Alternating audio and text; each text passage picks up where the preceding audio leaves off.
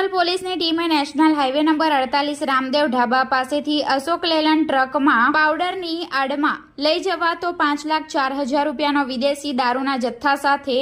ચાલક અને ક્લીનરને ઝડપી પાડ્યા। રૂરલ પોલીસની ટીમ રૂરલ પીઆઈ બીડી જીતિયાના માર્ગદર્શન હેઠળ પોલીસ મથક હદ વિસ્તારમાં પ્રોહિબિશનના ગુનાઓ શોધી કાઢવા માટે પેટ્રોલિંગમાં ફરી રહ્યા હતા, જે દરમિયાન ખાનગી રાહે બાતમી મળી હતી કે એક અશોક લેલન કંપનીનો ટ્રક નંબર GJ10TV5035માં ચાલક અને ક્લીનર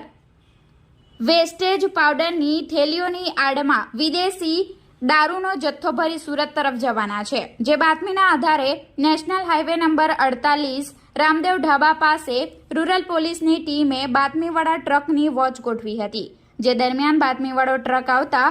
પોલીસની ટીમે સરકારી લાકડા વડે તેને ઊભી રાખવા માટે ઇશારો કર્યો હતો। ટ્રક ચાલકે ટ્રક સાઈડે લઈ ઊભી રાખતા ટ્રકમાં તપાસ કરતા સૌપ્રથમ વેસ્ટેજ પાવડરની થેલીઓ નજરે પડી હતી। જોકે રૂરલ પોલીસની ટીમને ચોક્કસ બાતમી મળી હતી, જેના આધારે ટ્રક અને ચાલક તેમજ ક્લીનરને પોલીસ મથકે લાવી